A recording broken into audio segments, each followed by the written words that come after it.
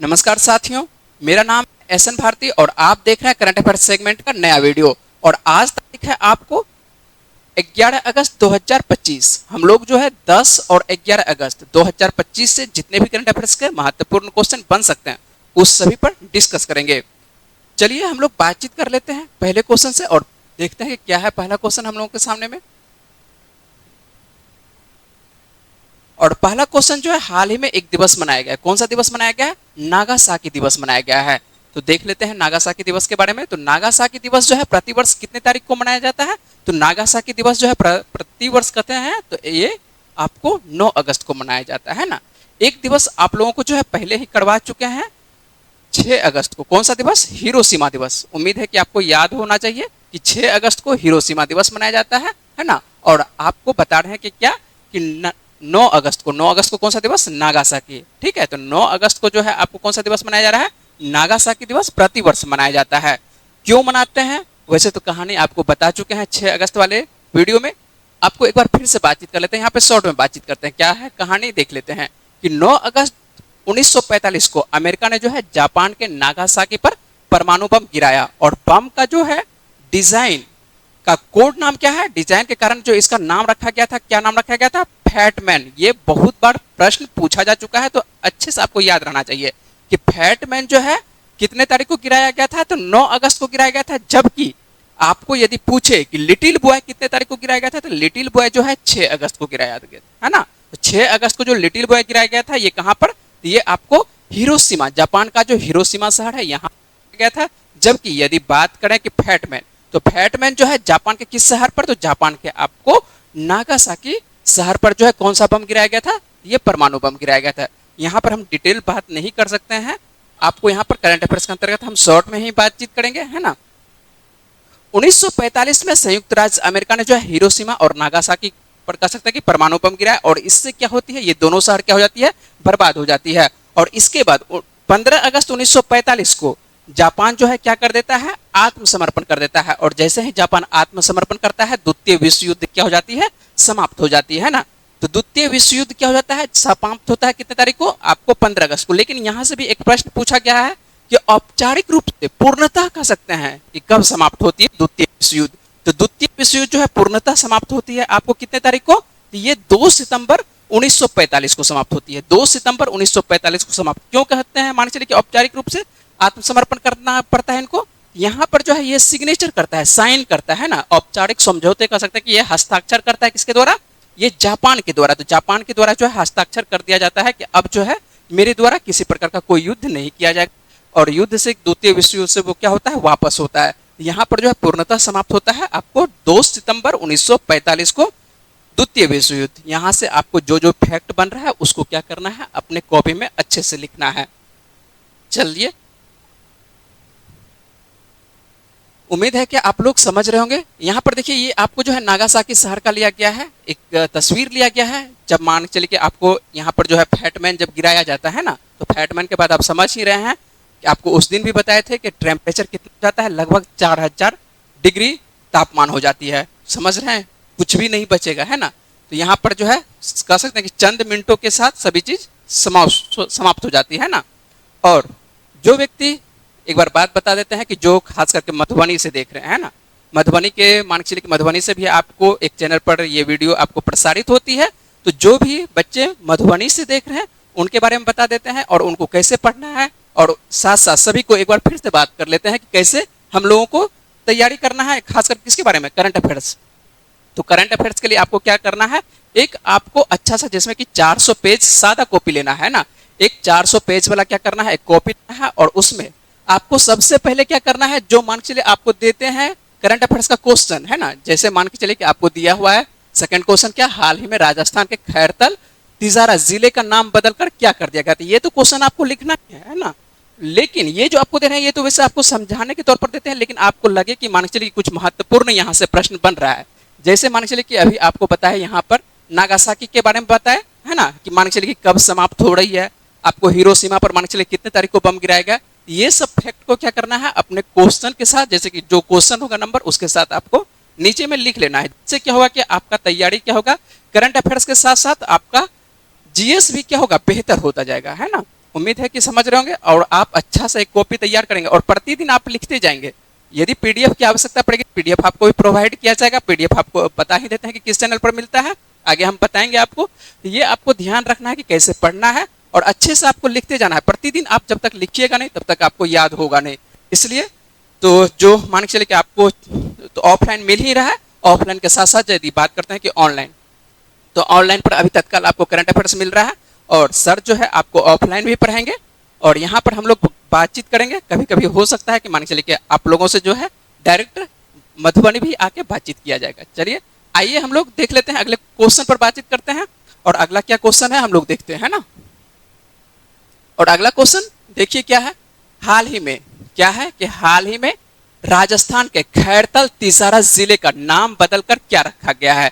तो राजस्थान के जो खैरतल तिजारा जिले का नाम जो है बदलकर क्या रख दिया गया है, ये भर्तहरि नगर रखा गया है। क्या नाम रखा गया, ये भर्तहरि नगर रखा गया। क्यों ऐसा करना पड़ा है राजस्थान का, तो आइए देख लेते हैं इसके बारे में, है ना। तो राजस्थान सरकार में अभी जो वर्तमान में मुख्यमंत्री है, कौन है मुख्यमंत्री, तो मुख्यमंत्री हैं आपको भजन लाल शर्मा है, ठीक है। और इनके कह सकते हैं कि जो मान चलिए कि इनका जो मंत्री परिषद है, इनके द्वारा ही ये प्रस्ताव को क्या कर दिया गया है, मंजूरी दे देगा। और जैसे ही मान चलिए कि राजस्थान सरकार के द्वारा क्या होता है, ये मंजूरी मिलती है। थोड़ा आवाज फंस रहा है, चलिए कोई बात नहीं है ना।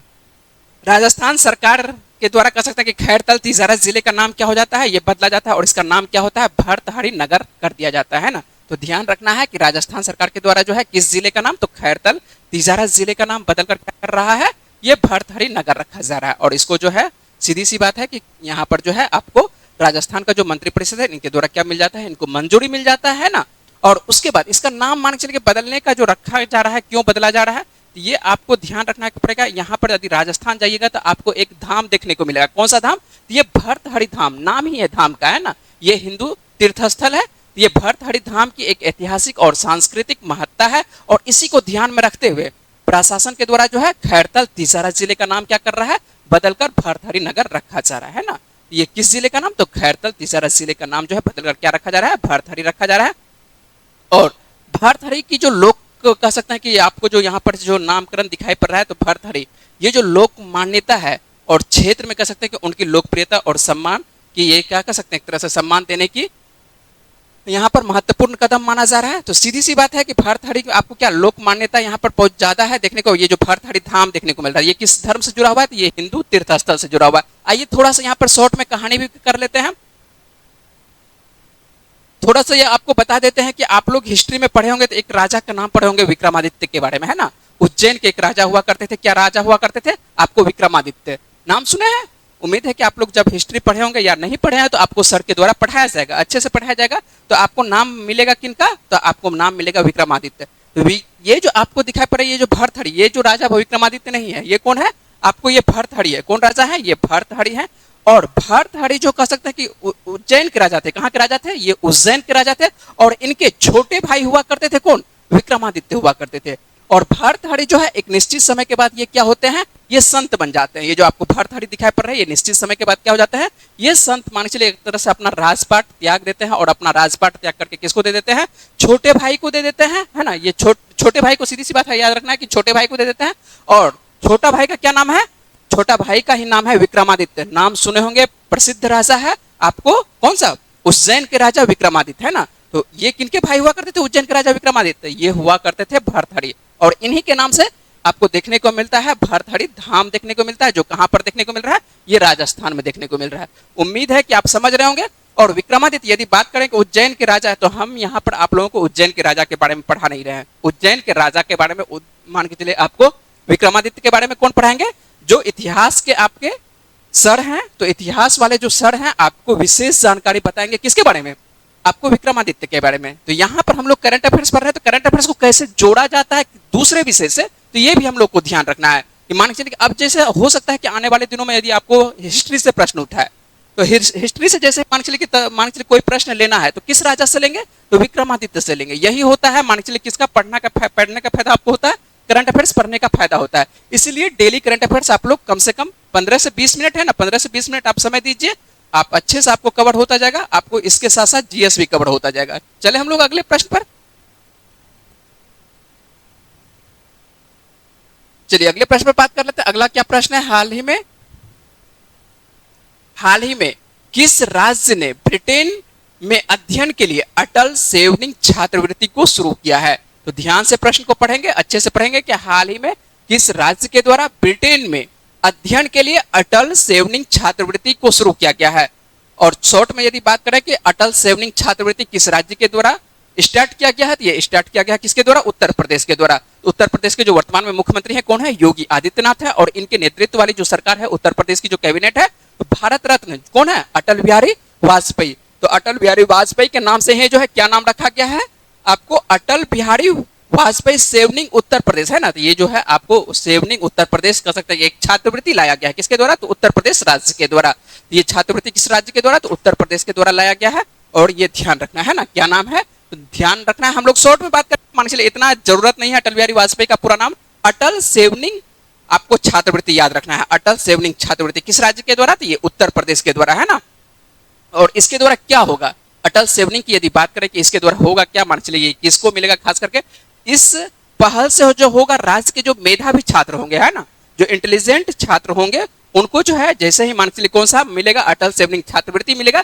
इसके लिए क्या होगा? यूनाइटेड किंगडम में, अर्थात यूके कह सकते हैं या ब्रिटेन कह सकते हैं या लंदन कह सकते हैं, कुछ भी कह सकते हैं आप, है ना। यूनाइटेड किंगडम में उनको शिक्षा प्राप्त ये कर पाएंगे। कहां पर? ये विदेश में। कौन से देश में? यहां पर यूनाइटेड किंगडम की बात कर रहे हैं, जिसको यूके शॉर्ट में बोल सकते हैं, या आप कह सकते हैं क्या ब्रिटेन बोल सकते हैं, या आप लंदन बोल सकते हैं, कुछ भी बात कर सकते हैं। इसकी राजधानी लंदन है। तो ये आपको यूनाइटेड किंगडम में क्या करेंगे? ये उच्च शिक्षा प्राप्त कर सकेंगे। इस योजना के तहत राज्य सरकार के प्रति कह सकते हैं कि प्रति छात्र जो है आपको लगभग 23 लाख रुपए का योगदान देगी। किसके द्वारा? ये आपको उत्तर प्रदेश देगी। और इसके बाद जो मान के चलिए जो शेष राशि होगी, है ना, ये यूके के एफसीडीओ द्वारा ये मान चलिए एक तरह से वहन की जाएगी। और इसी वजह से जो है ये हाथ मिलाया है किसके द्वारा? एक तरह से कह सकते हैं उत्तर प्रदेश ब्रिटेन के द्वारा, है ना। तो ये ध्यान रखना है, ये छात्रवृत्ति लाई जा रही है। और जैसे ही नाम आता है उत्तर प्रदेश का, तो उत्तर प्रदेश के बारे में हम लोग जल्दी से बात कर लेते हैं कि उत्तर प्रदेश की राजधानी क्या है। जब भी राज्य आएगा, एक बार फिर से आपको बात कर रहे हैं कि जब भी राज्य आएगा तो राज्य के बारे में बात क्या करेंगे? राज्य की राजधानी क्या है, वहां के मुख्यमंत्री कौन है, उसके बाद आपको राज्यपाल कौन है, और लोकसभा की कितनी सीटें हैं और राज्यसभा की कितनी सीटें हैं। इससे क्या होगा? जब भी आप मान चले कि भारतीय राज्य व्यवस्था पढ़िएगा तो आपको लोकसभा और राज्यसभा की सीटें याद नहीं करना पड़ेगा। प्रतिदिन जब हम पढ़ेंगे किसी न किसी राज्य के बारे में बात करेंगे तो आपको कोई ना कोई एक राज्य आएगा जिसके बारे में मान चलिए कि हम प्रतिदिन बात करेंगे। इससे क्या होगा? आपको याद करना आसान हो जाएगा, है ना। तो इसलिए जो है जब भी राज्य आएगा तो शॉर्ट में मान चलिए 1 मिनट लगेगा पढ़ने में, तो 1 मिनट जब पढ़ने में लगेगा हम लोग आसानी से यहाँ पर क्या करेंगे? बातचीत करेंगे। उत्तर प्रदेश जब जैसे ही नाम आया क्या है? उत्तर प्रदेश की राजधानी लखनऊ है। और मुख्यमंत्री कौन है? योगी आदित्यनाथ है। लोकसभा कितनी सीटें हैं? 80 सीटें हैं। और राज्यपाल कौन है उत्तर प्रदेश के? तो उत्तर प्रदेश के जो राज्यपाल हैं कौन है? आनंदीबेन पटेल हैं। और राज्यसभा की यदि सीटों की बात करें तो राज्यसभा की कितनी सीटें हैं उत्तर प्रदेश में? तो 31 सीटें, सर्वाधिक सीटें आपको उत्तर प्रदेश से देखने को मिलेगा राज्यसभा में। और लोकसभा की सर्वाधिक सीटें कहां से देखने को मिलता है? आपको उत्तर प्रदेश से, जो कि 80 सीटें हैं, है ना। तो ध्यान रखना है आपको कौन सा छात्रवृत्ति? तो आपको अटल, है ना, अटल सेवनिंग छात्रवृत्ति, जो किसको मिलेगा? तो खास करके कह सकते हैं उत्तर प्रदेश के छात्रों को ही मिलेगा, है ना। उत्तर प्रदेश के छात्रों को कहां पर पढ़ाई करने के लिए? तो यूके में पढ़ाई करने के लिए, लंदन में पढ़ाई करने के लिए ये छात्रवृत्ति दी जाएगी। उम्मीद है कि आप लोग प्रश्न को समझ रहे होंगे। चलते हैं अगले प्रश्न पर, और अगला क्या प्रश्न कह रहा है देख लेते हैं। चलिए आइए बातचीत कर लेते हैं अगला प्रश्न। और अगला जो प्रश्न देखने को मिल रहा है देखिए क्या है। हाल ही में सेंट्रल विस्टा परियोजना के तहत प्रधानमंत्री नरेंद्र मोदी के द्वारा उद्घाटन किए गए पहले कॉमन सेंट्रल सचिवालय भवन का नाम क्या है? इसका नाम जो रखा गया है, क्या नाम रखा गया है? कर्तव्य भवन नाम रखा गया है ना। तो कर्तव्य भवन क्या है? तो ये क्या है? आपको कॉमन सेंट्रल सचिवालय। तो कॉमन सेंट्रल सचिवालय, कॉमन सेंट्रल सचिवालय क्या होती है? जितने भी मान चलिए मंत्री है उसका कहीं ना कहीं क्या किया जाएगा? कोई ना कोई एक तरह से जो जितने भी काम किया जाएगा, है ना, जो कागजात वाला काम होता है कहाँ पर होती है? तो सभी होती है सचिवालय में होती है ना। जितने भी मंत्री होते हैं सबका अपना एक ऑफिस होता है, और अपना ऑफिस में मान चलिए जितने भी काम होंगे वो कहाँ पर होगा? तो सचिवालय के अंतर्गत होगा। अब पहले क्या होता था? मान चलिए यदि गृह मंत्रालय का सचिवालय, तो गृह मंत्रालय का सचिवालय अलग है, वित्त मंत्रालय का अलग है, रक्षा मंत्रालय का अलग है। तो सभी अलग अलग होता है, जिससे क्या होता है? थोड़ा सा एक तरह से कह सकते हैं कि व्यवधान होता है कोई भी काम आसान करवाने के लिए, है ना। जब एक ही महल के अंदर हो तो ये क्या हो जाएगा? आसान हो जाएगा। और इसी वजह से जो है हाल ही में सेंट्रल विस्टा परियोजना के तहत ये रखा गया है, क्या रखा गया है कि प्रधानमंत्री नरेंद्र मोदी के द्वारा उद्घाटन किया गया है कॉमन सेंट्रल। इसका मतलब क्या है, कॉमन सेंट्रल कहने का मतलब है कि एक ही बिल्डिंग में आपको क्या देखने को मिलेगा, बहुत सारा मंत्रालय का एक तरह से सचिवालय देखने को मिलेगा। और इसका नाम सभी को मिलाकर क्या रखा गया है, इसका नाम रखा गया है कर्तव्य भवन रखा गया है ना। तो प्रधानमंत्री नरेंद्र मोदी के द्वारा कर्तव्य भवन का क्या कर दिया गया है, उद्घाटन किया गया है। सिंपल सी बात है कि प्रधानमंत्री नरेंद्र मोदी के द्वारा ही किया जाएगा। और प्रस्तावित 10 साझा केंद्रीय सचिवालय भवनों में से पहला का उद्घाटन हो चुका है ना। धीरे धीरे उद्घाटन किया जाएगा, मान चलिए पहला उद्घाटन हुआ है, उसके बाद दूसरा उद्घाटन किया जाएगा, इस तरह से कितने, तो 10 का उद्घाटन किया जाएगा। इस महत्वाकांक्षी परियोजना का उद्देश्य क्या है, विभिन्न मंत्रालयों और विभागों को एक ही परिसर में लाना है ताकि प्रशासनिक कार्यकुशलता को क्या किया जा सके, आगे बढ़ाया जा सके। यदि बात करें कि पीडीएफ आपको कहां से मिलेगा, तो पीडीएफ के लिए आपको जाना पड़ेगा कहां पर, तो टेलीग्राम में जाएंगे, है ना। और टेलीग्राम पर आपको जाएंगे तो टेलीग्राम पर आपको एक चैनल सर्च करना है, किस चैनल को, तो आपको Sanvi GS centre Patna search करना है ना। यदि आप Sanvi GS centre Patna search करते हैं तो आपको एक चैनल आ जाएगा और इस पे जो है आपको प्रतिदिन का क्या किया जाता है, आपको पीडीएफ को प्रोवाइड किया जाता है। तो पीडीएफ प्रोवाइड करने के लिए आपको पीडीएफ के लिए जाना पड़ेगा आपको कहां पर, तो सानवी जीएस सेंटर पर आप जा सकते हैं, आपको प्रतिदिन का पीडीएफ यहां से आपको मिल जाएगा। चलते हैं हम लोग अगले प्रश्न पर बात कर लेते हैं। तो ध्यान रखना है, कॉमन सेंट्रल विस्टा का नाम क्या रखा है, यहाँ पर जो है क्या नाम है, ये सचिवालय है। कॉमन सेंट्रल आपको जो दिखने को मिल रहा है क्या, सचिवालय है ना। ये जो कॉमन सेंट्रल क्या है, आपको सचिवालय, और कॉमन सेंट्रल सचिवालय का जो नाम रखा गया, क्या नाम रखा गया है, ये कर्तव्य भवन नाम रखा गया। क्या नाम रखा गया है, तो कर्तव्य भवन नाम रखा गया है। तो ये ध्यान रखना। और इसका उद्घाटन किनके द्वारा किया जा रहा है, ये प्रधानमंत्री नरेंद्र मोदी के द्वारा उद्घाटन किया जा रहा है। उम्मीद है कि आप प्रश्न को अच्छे से समझ चुके होंगे, ठीक है। चलिए अगले प्रश्न पर चलिए देख लेते हैं कि अगला क्या प्रश्न है। और अगला प्रश्न जो देखने को मिलता है आपको राज्यों से संदर्भित है। क्या है, राज्यों से संदर्भित, देख लेते हैं। हाल ही में किस भारतीय राज्य के, क्या है कि हाल ही में किस भारतीय राज्य के जेलियांग सामुदायिक रिजर्व में एशियाई विशालकाय कछुए को पुनः लाया गया। ये कहां पर लाया गया है, ये नागालैंड में लाया गया है। इस तरह का जो प्रश्न आपको देखने को मिलता है, इस तरह का प्रश्न जब परीक्षा में पूछा जाता है तो अच्छे अच्छे विद्यार्थी से नहीं बन पाता है। क्यों नहीं बन पाता है, क्योंकि ये जो प्रश्न आपको देखने को मिल रहा है ये पर्यावरण से संदर्भित रहता है। और पर्यावरण जो है आप लोगों को पढ़ाया नहीं जाता है। अधिकांश जो सर होते हैं पर्यावरण को छोड़ के ही चलते हैं ना। तो पर्यावरण के लिए जब भी पर्यावरण से प्रश्न पूछा जाता है तो आपको ध्यान रखना है, अच्छे से ध्यान रखना है ना। आप लोगों को पर्यावरण जो पढ़ाया जाता है क्या, ज्योग्राफी के तहत ही पढ़ा दिया जाता है। तो पर्यावरण से जो है प्रश्न जब भी आए तो आपको अच्छे से ध्यान रखना। और इसी तरह का प्रश्न क्या है, करंट अफेयर्स में पूछा जाता है ना। जब आसान मान के चलिए करंट अफेयर्स रहता है तब तो कोई बात ही नहीं है। जब मान के चलिए थोड़ा सा यदि आपको टफ क्वेश्चन दिया जाए तो टफ क्वेश्चन जो बनाया जाता है कैसे बनाया जाता है, यही सब प्रश्न मान के चलिए दे देता है तो क्या लगता है कि टफ प्रश्न है ना। कि हाल ही में किस भारतीय राज्य के जेलियांग सामुदायिक रिजर्व है। एक तो सबसे पहले आपको ध्यान रखना है कि जेलियांग एक रिजर्व जो देखने को मिल रहा है कहां पर देखने को मिल रहा है, ये नागालैंड में देखने को मिल रहा है ना। और यहीं पर जो है आपको एशियाई विशालकाय कछुए को, किसको, कौन से मान के चलिए कि आपको जानवर को कह सकते हैं कि ये कछुए को पुनः क्या किया गया, लाया गया है। तो हाल ही में गंभीर रूप से कह सकते हैं ये संकटग्रस्त के अंतर्गत आ रहा है। ये संकटग्रस्त एशियाई विशाल कछुए है ना। इसके जो मान के लिए 10 कछुओं को क्या किया है, नागालैंड के पेरेन जिले में स्थित जेलियांग सामुदायिक अभ्यारण्य में क्या कर रहा है, उनके प्राकृतिक आवास में इनको पुनः छोड़ा गया है। वहां पे जो है आपको देखने को पहले भी मिलता था और अभी जो है कह सकते हैं ये संकटग्रस्त है। और इसी वजह से जो है इसको एक तरह से कहां पर, जेलियांग सामुदायिक अभ्यारण्य में एक तरह से 10 कछुए को लाके क्या कर दिया गया है, छोड़ दिया है कि अपनी वो जनसंख्या क्या करे, बढ़ाए। और एशियाई विशालकाय कछुआ जो है आपको एशिया का सबसे ये बड़ा स्थलीय कछुआ है। आपको जो ये देखने को मिल रहा है ये क्या है, एशिया का सबसे स्थल कह सकते हैं स्थल पर रहने वाला सबसे बड़ा ये कछुआ है। और यदि बात करते हैं ये उष्णकटिबंधीय वन पारिस्थितिकी तंत्र में एक महत्वपूर्ण भूमिका ये निभाते हैं। क्या भूमिका निभाते हैं, ये धीमी गति से चलने वाला शाकाहारी कछुआ है। क्या है, ये शाकाहारी कछुआ है, ध्यान रखना है। ये कहां पर रह रहा है, तो ये आपको कह सकते हैं कि मिट्टी पर स्थल पर रहने वाला ये सबसे बड़ा कछुआ है ना। ये पानी में नहीं रहता, ये कहां पर, तो ये आपको कछुआ जो है आपको दोनों जगह देखने को मिलेगा, पानी में भी देखने को मिलता है और कहां पर, ये सरीसृप वर्ग के अंतर्गत आता है। तो सरीसृप वर्ग के अंतर्गत आता है तो ये आपको देखने को मिलता है, कहां देखने को मिलता है, ये पानी और कहां पर कह सकते हैं आपको, ये उभयचर वर्ग में नहीं आता है। ध्यान रखेंगे उभयचर वर्ग में आप लोगों का जो परिभाषा है, क्या परिभाषा है कि मान के चलिए कि जो दोनों जगह रहता है ना, जो जल में भी रहता है जो स्थल में भी रहता है उसको बोलते हैं उभयचर बोलते हैं। तो उभयचर के अंतर्गत ये क्या कहते हैं, आपको कछुआ नहीं आता है, ये ध्यान रखेंगे है ना। ये किस वर्ग में आता है, तो ये बायोलॉजी के अंतर्गत ये सरीसृप वर्ग में आता है। ये धीमी गति से चलने वाला क्या है, शाकाहारी कछुआ है। और बीजों के प्रसार और मृदा पुनर्, यहाँ पर देखिए ये क्या काम कर रही है, ये बीजों के प्रसार, मृदा पुनर्चक्रण तथा वन पारिस्थितिकी के संतुलन को ये बनाए रखने में क्या करती है, अपनी महत्वपूर्ण भूमिका ये निभाता है। और इसी वजह से जो है इसको जो है जंगल का क्या बोला जाता है, जंगल का ये छोटा हाथी कहा जाता है। क्या कहा जाता है इसको, जंगल का। यदि आपसे प्रश्न ये भी पूछा जा सकता है कि जंगल का छोटा हाथी किस जानवर को बोला जाता है, तो उस वक्त तो दिमाग ही नहीं काम करेगा कि मान के चलिए जंगल का छोटा हाथी किसको, कि ये कछुआ को भी बोला जा सकता है। ये जो आपको दिखाई पड़ रहा है छोटा छोटा जो आपको जीव दिखाई पड़ रहा है, ये वैसे स्थल पर रहने वाला ये सबसे बड़ा कछुआ है ना। ये जो आपको दिखाई पड़ रहा है ये स्थल पर रहने वाला सबसे बड़ा कछुआ है। और इसको जो है क्या बोला जाता है, कह सकते हैं आपको छोटा क्या कहा जाता है, हाथी बोला जाता है ना। तो सीधी सी बात है, इसको जो आपको बोला जाता है क्या बोला जाता है, तो ध्यान रखेंगे जंगल का छोटा हाथी बोला जाता है। क्या बोला जाता है, तो जंगल का जो है इसको छोटा हाथी बोला जाता है। किसको, ये कछुआ को बोला जाता है। और स्थल पर रहने वाला ये क्या है, सबसे बड़ा कछुआ है ना। और ये क्या है, शाकाहारी है। ये मान चलिए किसी को नुकसान नहीं पहुंचाता है, किसी भी जीव को नुकसान नहीं पहुंचाता है ना। और ये बायोलॉजी के अंतर्गत किस वर्ग में आएगा, ये बायोलॉजी के अंतर्गत जो आता है ये किस वर्ग में, तो ये सीधी सी बात है सरीसृप वर्ग में, है ना।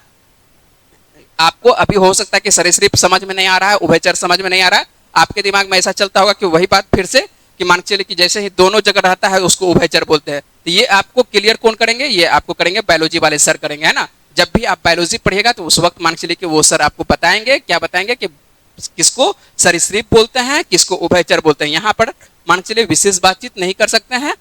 चलते हैं हम लोग आगे बढ़ते हैं ना।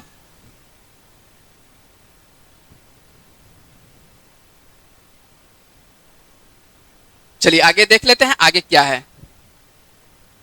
और अगला प्रश्न हम लोग देखते हैं क्या है कि राज्यों के निर्यात का अवलोकन 2024-25 रिपोर्ट के अनुसार कौन भारत का शीर्ष निर्यातक राज्य बना है। तो ये कौन सा राज्य बना है, तो ये गुजरात बना है। कौन सा राज्य बना है, तो गुजरात। ध्यान रखिएगा किसके बारे में बात कर रहे हैं कि निर्यात। निर्यात किसको कह सकते हैं, जो मान चलिए कि हम लोग जो सामान मान चलिए जो वस्तु होता है उसको क्या करते हैं, दूसरे देशों में बेचते हैं, है ना। तो दूसरे देशों में जब बेचते हैं उसको क्या बोलते हैं, निर्यात बोलते हैं। जब दूसरे देशों से मंगाते हैं उसको क्या बोलते हैं, आयात करना, है ना।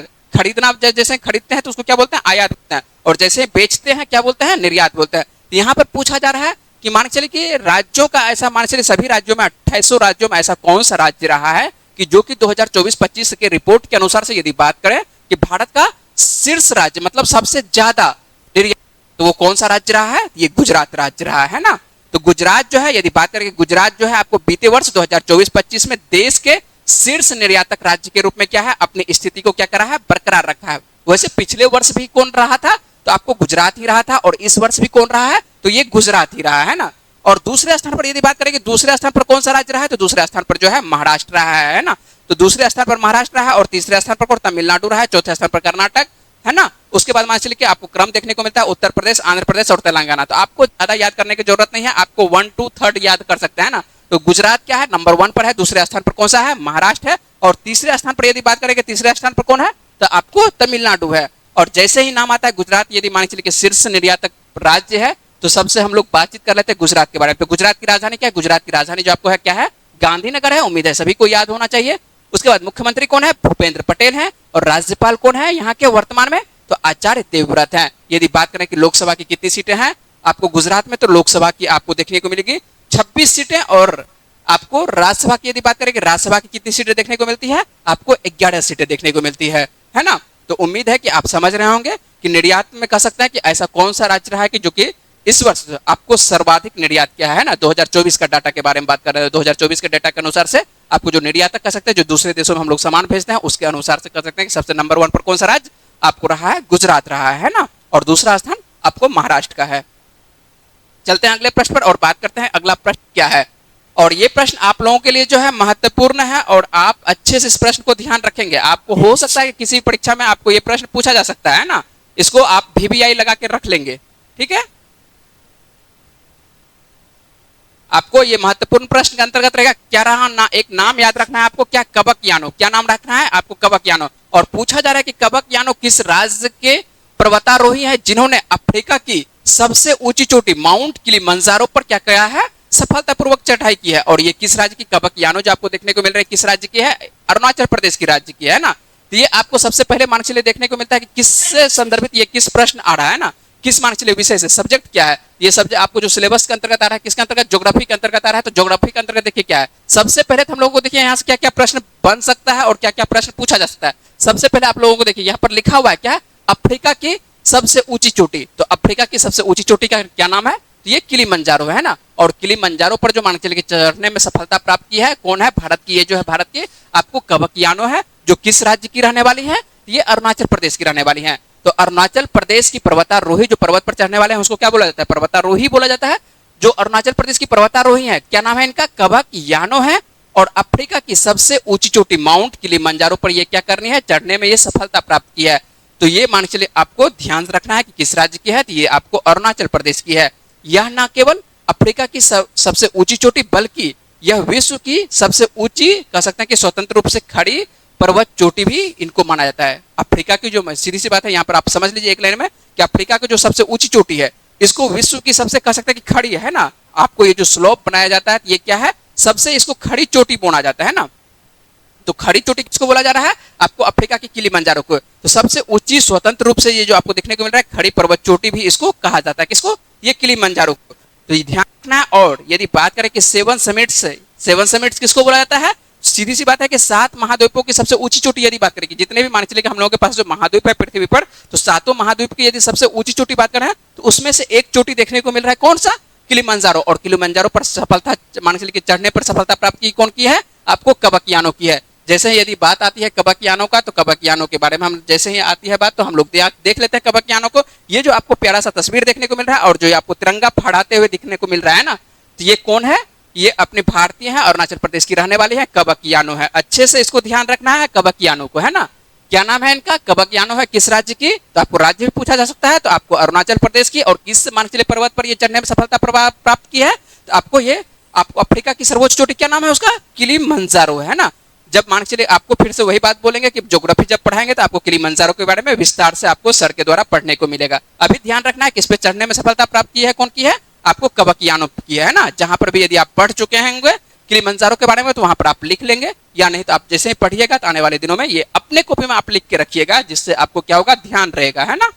चलिए अगले प्रश्न पर, चलिए अगले प्रश्न पर बात कर लेते हैं। अगला क्या प्रश्न है, और अगला जो प्रश्न देखने को मिल रहा है, ये बार्क के नए अध्यक्ष के रूप में किसे नियुक्त किया गया है। तो बार्क इंडिया के नए अध्यक्ष के रूप में जो नियुक्त किया गया है किनको, आपको गौरव बनर्जी को नियुक्त किया गया है। और बार्क का फुल फॉर्म क्या होता है, ब्रॉडकास्ट ऑडियंस रिसर्च काउंसिल होता है। क्या होता है, एक तो फुल फॉर्म भी आपको ध्यान रखना है कि बार्क का फुल फॉर्म क्या होता है, तो फुल फॉर्म होता है ब्रॉडकास्ट ऑडियंस रिसर्च काउंसिल होता है। और इसके जो अध्यक्ष के रूप में बनाया गया, किनको बनाया गया है, ये जो आपको दिखाई पड़ रहा है गौरव बनर्जी, इन्हीं को क्या बनाया गया है, आपको बार्क इंडिया के नए अध्यक्ष बनाए गए हैं, है ना। तो आपको ध्यान रखना है कि broadcasting audience research council India के जो नए अध्यक्ष बने हैं, कौन बने हैं, तो गौरव बनर्जी बने हैं। और वर्तमान में यदि बात करते हैं कि बनर्जी जो वर्तमान में देखने को मिल रहा है, ये सोनी पिक्चर्स नेटवर्क्स इंडिया के एमडी और ये सीईओ हैं। क्या है, सोनी पिक्चर्स आप लोग देखे होंगे, है ना। जितने भी मान के सोनी के बहुत सारे चैनल है टीवी पर, आप देखते होंगे कि सोनी का बहुत सारा चैनल है। तो सोनी के ये क्या है, वर्तमान में आपको एक तरह से कह सकते हैं एमडी और सीईओ है, कौन है, गौरव बनर्जी। और इन्हीं को जो है ब्रॉडकास्ट ऑडियंस रिसर्च काउंसिल का क्या बना दिया गया है, आपको एक तरह से कह सकते हैं कि अध्यक्ष बना दिया गया। तो ध्यान रखना है कि बार्क के जो है नए अध्यक्ष कौन बने हैं, तो ये गौरव बनर्जी बने हैं। समझ रहे होंगे प्रश्न को। चलिए अगले प्रश्न पर बात करते हैं। अगला क्या प्रश्न है, अगला प्रश्न ध्यान रखिएगा, क्या है अगला प्रश्न, हाल ही में सांकेतिक भाषा विशेषज्ञों को पैनल में शामिल करने वाला पहला राज्य कौन बना है। तो ये मान के चलिए कौन सा बना है पहला राज्य, तो पंजाब बना है। तो पंजाब क्या कर रहा है कि सांकेतिक भाषा है ना, जो सांकेतिक भाषा होती है, तो सांकेतिक भाषा के विशेषज्ञों को पैनल में शामिल करने वाला ये पहला राज्य बन चुका है। तो ये ध्यान रखेंगे, है ना। ये क्या हो रहा है, क्यों इसको शामिल किया जाता है, न्याय प्रणाली को कह सकते हैं कि अधिक समावेशी बनाने की दिशा में एक अग्रणी कदम उठाते हुए पंजाब कह सकते हैं, पंजाब की सरकार जो है भारत का पहला ऐसा राज्य बनने जा रही है जो किशोर न्याय अधिनियम 2015 के तहत कह सकते हैं कि सांकेतिक भाषा द्विभाषियों, अनुवादकों और विशेष शिक्षकों को कह सकते हैं कि औपचारिक रूप से सूचीबद्ध ये करेगी। और यह पहल जो है केवल किशोर न्याय मामलों तक ही सीमित नहीं रहेगी, बल्कि इसे जो है बाल यौन अपराध संरक्षण अधिनियम 2012 के अंतर्गत आने वाले मामलों में कह सकते हैं कि इसमें भी विस्तारित किया जाएगा। ये आपको ध्यान रखना है, किसके अंतर्गत रखना है, ये पंजाब राज्य। और पंजाब क्या कर रही है, सांकेतिक भाषा विशेषज्ञों को पैनल में शामिल करने वाला ये क्या बन रहा है, पहला ये राज्य बन रहा है। तो आपको ध्यान रखना है कि कौन सा राज्य बना है ना। तो सांकेतिक भाषा आप लोग समझते होंगे, तो सांकेतिक भाषा के अंतर्गत कह सकते हैं कि कौन सा पहला राज्य बन रहा है, जो है ये है पंजाब है। चलिए अगले प्रश्न पर, चलिए अगला प्रश्न क्या कर रहा है देख लेते हैं। चलिए बात कर लेते हैं अगला क्या प्रश्न है, देखिए क्या है अगला प्रश्न। हाल ही में, है ना, हाल ही में विश्व स्वास्थ्य संगठन ने किस बीमारी को कैंसर कारी घोषित किया है? ये कौन सी बीमारी को? तो हेपेटाइटिस डी को। ये ध्यान रखना, किस बात कर, ये हेपेटाइटिस डी के बारे में बातचीत कर रहे हैं, है ना। तो हाल ही में जो है विश्व स्वास्थ्य संगठन WHO के द्वारा जो है हेपेटाइटिस डी को जो है कैंसर कारी घोषित किया है। तो ध्यान रखिएगा, विश्व स्वास्थ्य संगठन के द्वारा जो है हाल ही में किस बीमारी को, तो हेपेटाइटिस डी को क्या कर दिया है? कैंसर कारी बीमारी के रूप में वर्गीकृत कर दिया है ना। और जिसमें कह सकते हैं कि वायरल हेपेटाइटिस को रोकने की तत्काल आवश्यकता पर क्या कर दिया है? बल दिया गया है, जो एक बढ़ता हुआ सार्वजनिक स्वास्थ्य संकट है। तो देखते होंगे हम लोग, क्या देखते हैं कि हेपेटाइटिस का जो मामला है बहुत ही ज्यादा आता है ना, सभी जगह, भारत के साथ साथ मान के चलिए कि विदेशों में भी आपको देखने को मिलता है। लेकिन हेपेटाइटिस का प्रकार होता है, जैसे हेपेटाइटिस के बारे में बात करते हैं तो हेपेटाइटिस आप लोग ए सुने होंगे, हेपेटाइटिस बी सुने होंगे, हेपेटाइटिस सी और हेपेटाइटिस डी, है ना। तो हेपेटाइटिस बी आपको जो है सर्वाधिक देखने को मिलता है, ठीक है। हेपेटाइटिस बी क्या है? सर्वाधिक देखने को मिलता है। लेकिन यहाँ पर जो है कैंसर कारी किसको घोषित किया गया है? हेपेटाइटिस डी को घोषित किया गया है। चलिए हम लोग रखते हैं आज का करंट अफेयर्स का सेगमेंट यहां तक ही रखते हैं, और आप लोगों को बता दें, है ना, जो नए छात्र हैं उनके बारे में बातचीत कर रहे हैं कि यहाँ पर आपको अंत में क्या करते हैं, आपको एक प्रश्न पूछते हैं और जैसे आपको उसका आंसर देना होता है। यहाँ पर मान चलिए देख लेते हैं, जो कल आप लोगों को प्रश्न पूछे थे उसका मान चलिए कि सही आंसर क्या है, जो पिछला वीडियो, कल का कहने का अर्थ क्या है? पिछला वीडियो। और जो भी प्रश्न आप लोगों को पूछते हैं, आप लोगों को पढ़ाया हुआ ही पूछते हैं, जो मान चलिए कि हो सकता है कि 2-3 दिन हो, जो पढ़ाया हुआ है वीडियो में वहीं से आपको एक प्रश्न लेते हैं और वो प्रश्न का आपको जवाब क्या देना है? आपको कमेंट बॉक्स में देना है। जिस भी चैनल पर आप देख रहे हैं उस चैनल पर जाना है, आपको कमेंट बॉक्स में क्या करना है? अपना जवाब आंसर के साथ लिख देना है। जैसे भी मान चलिए, जैसे यहाँ पर देख लेते हैं कि निम्न में से किसे, है ना, क्या बात कर रहे हैं कि निम्न में से किसे ऑस्ट्रेलियाई पर्यटन अभियान का ब्रांड एम्बेसडर नियुक्त किया गया है? तो ऑस्ट्रेलियाई पर्यटन ब्रांड एम्बेसडर किसे नियुक्त किया गया है? इसका सही आंसर जो होगा सारा तेंदुलकर होगा। और इसके बारे में आपको पूरे विस्तार से बताए थे कि ये किनकी पुत्री हैं। ये मान आपको क्रिकेटर जो है सचिन तेंदुलकर, उनकी पुत्री हैं, और इन्हीं को जो है आपको कह सकते हैं कि क्या बनाया गया? ऑस्ट्रेलिया पर्यटन अभियान का क्या ब्रांड एम्बेसडर बनाया गया है ना। तो ध्यान रखेंगे, ऑस्ट्रेलिया पर्यटन का ब्रांड एम्बेसडर किसको बनाया गया है? तो ये सारा तेंदुलकर को बनाया गया, और इसके बारे में आपको विस्तार से पढ़ा चुके हैं, है ना। चलिए अगले प्रश्न पर बात कर लेते हैं। यहाँ पर जो आप लोगों से अगले प्रश्न कहने का अर्थ है कि आप लोगों से क्या करते हैं, अंत में एक प्रश्न पूछते हैं। जैसे मान लीजिए आपसे पिछला प्रश्न पर देखेंगे क्या, उसका आंसर आपको बता दिए, है ना। और इसका जो है आपको आंसर कब बताएंगे? कल बताएंगे। लेकिन आपको क्या करना है, इससे पहले आपको मेरे से बताने से पहले आपको क्या करना है? कमेंट बॉक्स में आपको इसका आंसर लिखना होगा कि इसका सही आंसर क्या है। आइए देख लेते हैं क्या है आज का प्रश्न। तो आज का प्रश्न जो आपको देखने को मिल रहा है, निम्न में से कौन पूरी तरह सौर ऊर्जा से चलने वाली भारत की पहली विधानसभा बन गई है? तो इसका सही आंसर क्या है? आपको जवाब देना है कहां पर? कमेंट बॉक्स में देना है। जो भी आपको आंसर लगता है, मान चलिए आपको लगता है कि दिल्ली विधानसभा, तो दिल्ली विधानसभा ए लिख के आंसर लिखिए। यदि आपको लगता है कि बी आंसर सही है तो आपको क्या करना है? आंसर बी देना है। यदि आपको लगता है कि आंसर सी है तो आपको सी दीजिए, यदि आपको लगता है आंसर डी है तो डी दीजिए। आपको जो भी आंसर लगता है वो आप लिखने की कोशिश करिए। यदि आप वीडियो को अच्छे से, पिछला वीडियो को वॉच किए होंगे तो ये प्रश्न जो है आपको आसानी से बनेगा, है ना। इससे क्या पता चलता है कि आप वीडियो को अच्छे से पूरी तरह से वॉच कर रहे हैं और प्रश्न को अच्छे से समझ रहे हैं और आपसे प्रश्न बन रहा है ना। इसका अर्थ यही है, ठीक है। चलिए हम लोग मिलते हैं आप लोगों से अगले वीडियो में। तब तक के लिए अपना ख्याल रखिए, पढ़ते रहिए। वीडियो में बने रहने के लिए बहुत बहुत धन्यवाद।